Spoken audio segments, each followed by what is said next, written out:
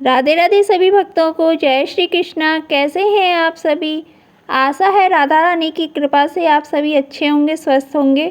धनतेरस मनाने के पीछे धन्वंतरी के जन्म लेने की कथा के अलावा इसके बारे में एक दूसरी कहानी भी प्रचलित है, वो मैं आप सबके लिए लेके आई हूँ। कहा जाता है कि एक समय भगवान विष्णु मृत्यु लोक में विचरण करने के लिए आ रहे थे। तब लक्ष्मी जी ने भी उनसे साथ चलने का आग्रह किया। तब विष्णु जी ने कहा कि यदि मैं जो बात कहूँ तुम अगर वैसा ही मानो तो फिर चलो। तब लक्ष्मी जी उनकी बात मान गईं और भगवान विष्णु के साथ भूमंडल पर आ गईं।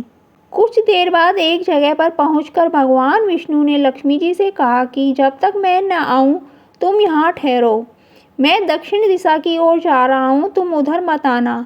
विष्णु जी के जाने पर लक्ष्मी जी के मन में कौतूहल जागा कि आखिर दक्षिण दिशा में ऐसा क्या रहस्य है जो मुझे मना किया गया है, और भगवान स्वयं चले गए। लक्ष्मी जी से रहा ना गया और जैसे ही भगवान आगे बढ़े लक्ष्मी जी भी पीछे पीछे चल पड़ी। कुछ ही आगे जाने पर उन्हें सरसों का एक खेत दिखाई दिया जिसमें खूब फूल लगे थे।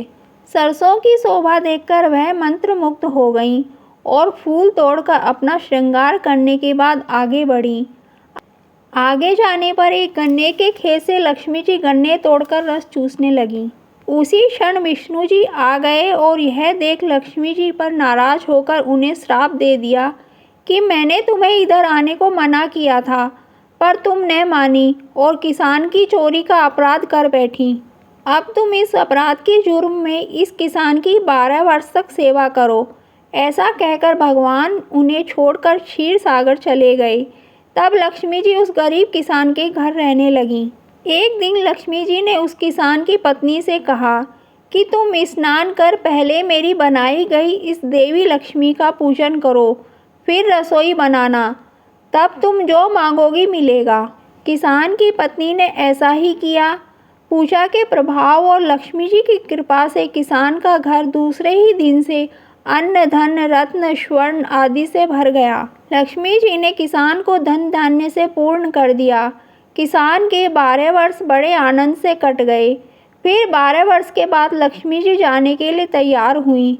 विष्णु जी लक्ष्मी जी को लेने आए तो किसान ने उन्हें भेजने से इनकार कर दिया। तब भगवान ने किसान से कहा कि इन्हें कौन जाने देता है, यह तो चंचला है, कहीं नहीं ठहरती, इनको बड़े बड़े नहीं रोक सके। इनको मेरा श्राप था, इसलिए 12 वर्ष से तुम्हारी सेवा कर रही थी। तुम्हारी 12 वर्ष सेवा का समय पूरा हो चुका है।